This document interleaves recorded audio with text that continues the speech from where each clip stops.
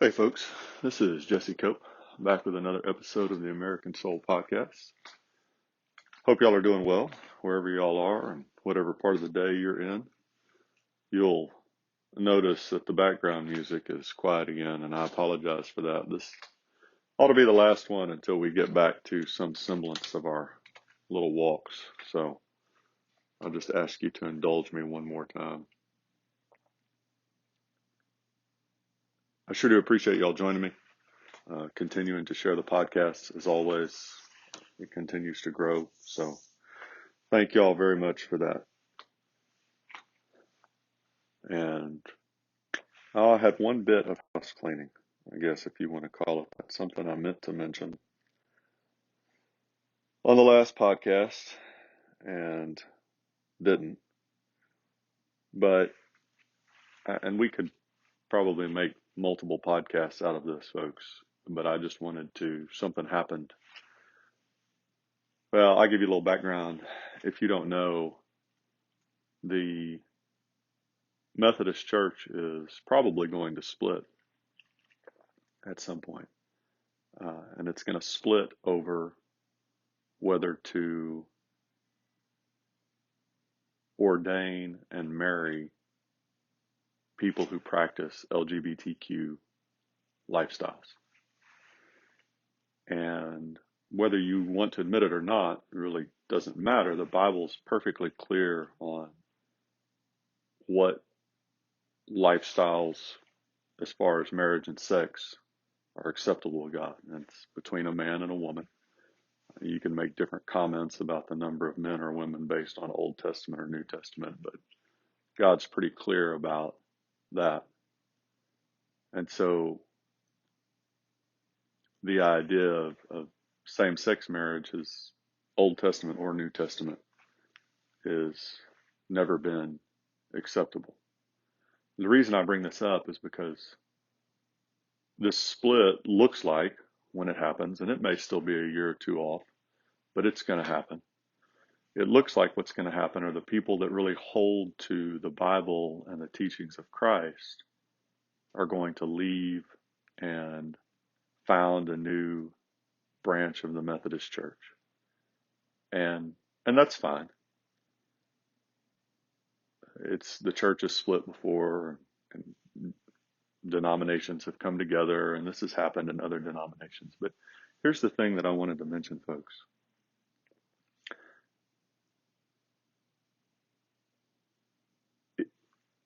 It's not the job in an organization of the people who hold to the founding principles of that organization to leave. It's really not their right, in addition to not being their duty or responsibility. It is the responsibility, or if you want to go against the founding principles of an organization, you get to leave. Go found your own organization. And that's fine. The reason I bring this up on this podcast, A, is just I thought it might be something some of y'all would be interested in, but B, the analogy is very strong in our country. You can't tell what's in a person's heart except by looking at their actions. And the actions of the left today, the laundry list that we go through so often of things that they champion, are directly opposed to America's founding faith and principles. They go directly against life, liberty, and the pursuit of happiness. They go directly against just the first two amendments in the Bill of Rights come to mind. And they're fundamentally opposed to the fact that this is a Christian republic, was born that way, as President Wilson said. So it's not the job of people who hold to those biblical principles that founded our country, that hold to the founding principles laid out in the Declaration and the Constitution and so many of our founding documents at the state level and the writings and teachings of of our founders. It's not their job to leave. It's the job of the people who despise those founding principles to leave. So just to be real clear, if citizens that support values on the left, if they're going to choose to support those values to the point where we're at today, where the country is being dismantled, destroyed, on the conservative Christian side, you want to use those labels, folks. On the people that hold to the teachings of Christ and the founding principles of this country, it's not our job. It's not even our right to leave. It's the job of those citizens that champion the values of the left to leave and find a new home. There's no room for talk of succession today in the United States. That's the nonsense of the South. That's not the mentality and mindset of Lincoln and Grant, of Washington and Jefferson and Adams. Our founders didn't say, hey, just give us these few states and y'all can have the rest. We just want a few here. Lincoln and Grant didn't say, you know what, hey, that's okay. Y'all go ahead and y'all split off and we'll be fine with that. Because they knew that they were fighting against evil. And it wasn't their job. God didn't give them that option. Their job, their responsibility, their duty was to either give the enemy the chance to change or to show them the door. And that's where we're at today, folks. And we need to remember that. All right, so the main for today is a story about a man named Mitchell Paige. And I think it'll become pretty apparent why I read this. I'm going to go back. I may come back and read a little bit of preface after I go through this, but I want to make sure that I get all of his story. And this is coming, again, folks, I pull a lot from the Founders Bible, from the Patriots Bible, and from America's God and Country Encyclopedia. I pull from other places too. We talk about the Avalon Project sometime, and pull from, especially during the Thanksgiving period, we'll pull a lot of historical presidential proclamations. But I use those three sources really heavily. And if you don't have a copy of each, I would strongly recommend. You can get them on Amazon, Barnes and Noble. You can order them other places. The Patriots Bible is a phenomenal resource. I would probably recommend that first. The God Encyclopedia is another just phenomenal resource that shows how much, not just kind of slightly, but how it's hard for me to even put into words how much our country depends on God, our relationship with Him. And then the Founders Bible, so far, everything I've seen, folks, I would recommend immensely. I haven't dug into that one that much, but those three things. This particular excerpt I'm going to read is coming from the Patriots Bible. From overcoming the misery of long years of economic depression in the 1930s, to defeating Nazism and Japanese imperialism, to the Herculean task of remaking the post-war American society, this generation, the greatest generation, of Americans born for a rendezvous with destiny, was undoubtedly the most influential of the 20th century. But what was it that made them a generation of patriots, heroes, and builders? Perhaps the answer was expressed through one of their own, Mitchell Paige, a recipient of the Congressional Medal of Honor, the nation's most prestigious military honor, for his actions at the Battle of Guadalcanal in the Solomon Islands.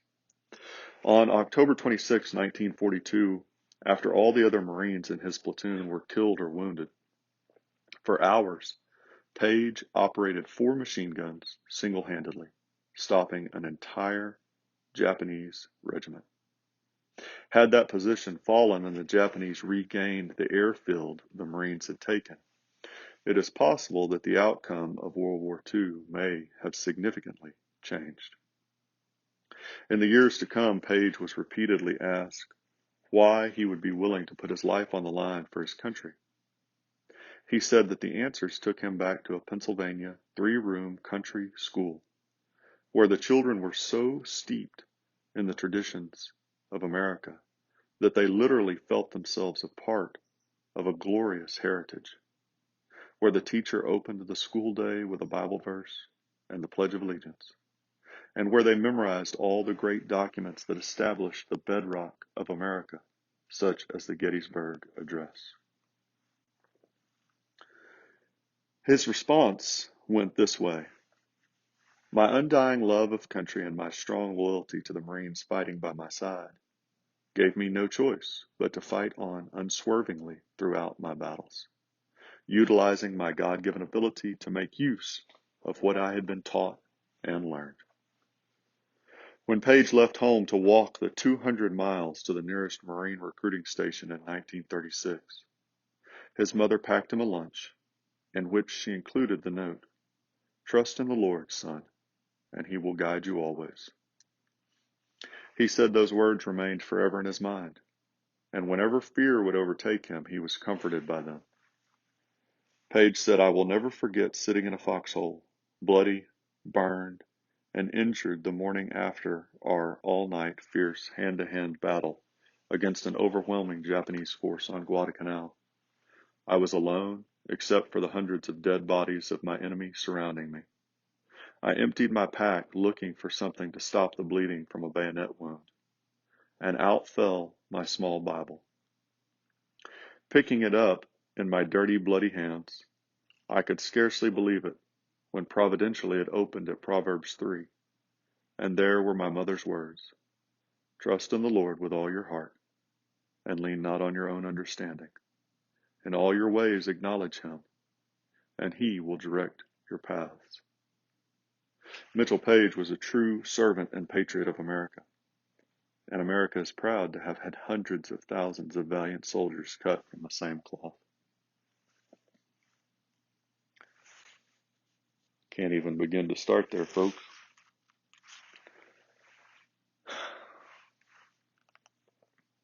I guess the biggest part of this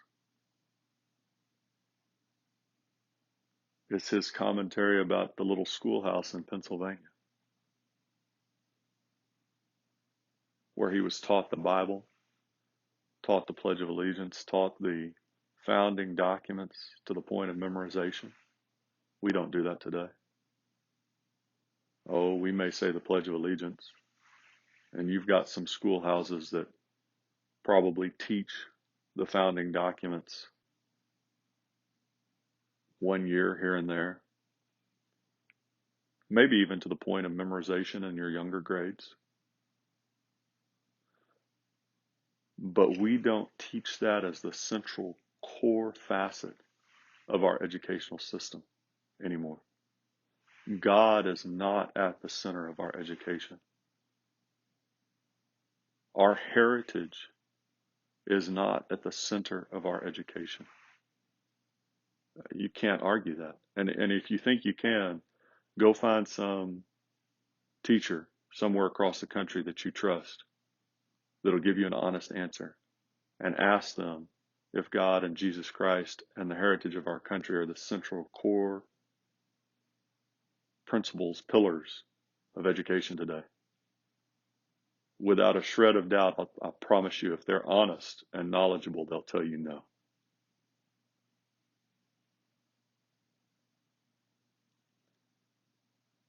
And we wonder why our country's falling apart.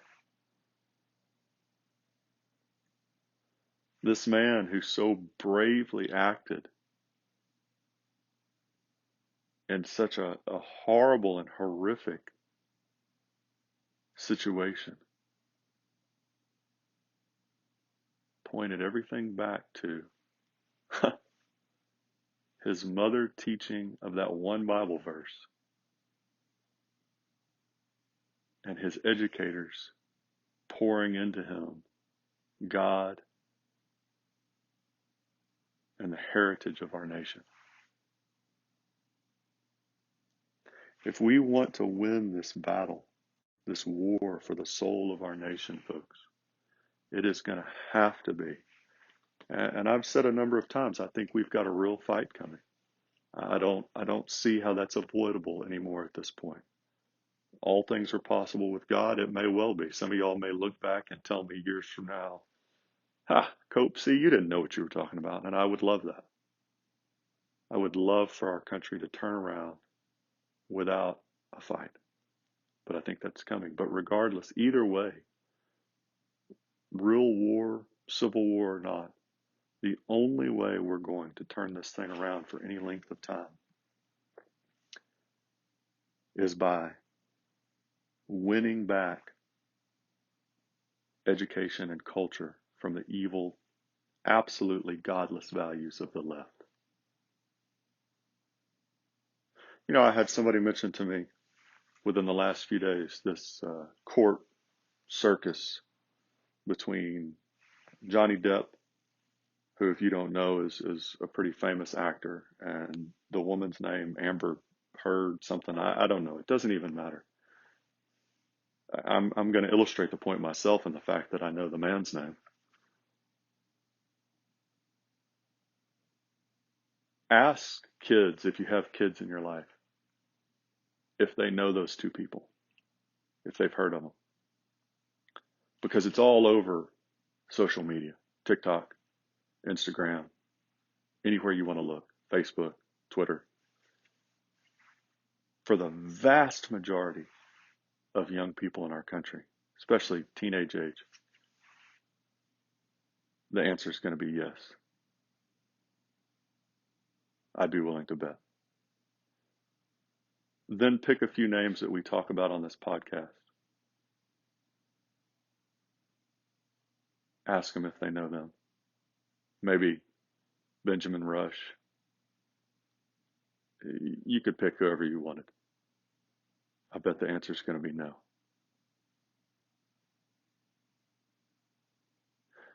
And those are the people. And if you've seen anything of this court case, you know it is an absolute circus. Those are the people that our children look up to. In culture, that's who they see. That's their example, especially when so many of our nation's children today come from broken homes. Guarantee you they've never heard of Mitchell Paige. I hadn't.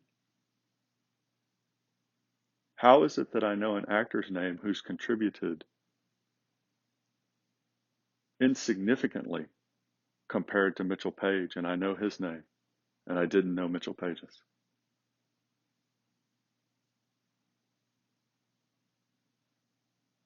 You can't have an education system that attacks and a culture, whether you're talking about Disney or Hollywood in general, or TV, Netflix, Amazon, books, that attack and undermine the founding principles of a nation.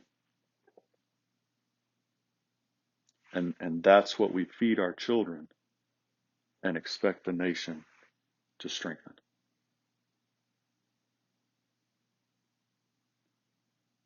It's not even logical. For those of y'all that are really well educated, which I know some of y'all that listen are extremely well educated by current standards in America.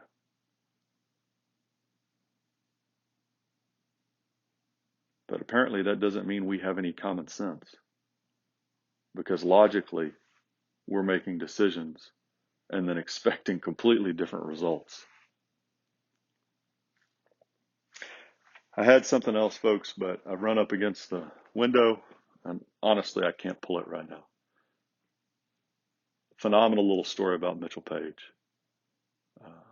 Lays out exactly what has to be done to have a strong country and to have men and women of that caliber. You've got to teach them God and the Bible first, and then our heritage second. Sure do appreciate y'all joining with me. I promise we will get back to our walks I know some of y'all are entertained by all the chaos in the background, dogs and cats and children and turkeys, and I appreciate that. So thank y'all for joining me again. Thank you for giving me a little bit of your time. God bless y'all. God bless your families. God bless America. We'll talk to y'all again real soon. Looking forward to it. Always do.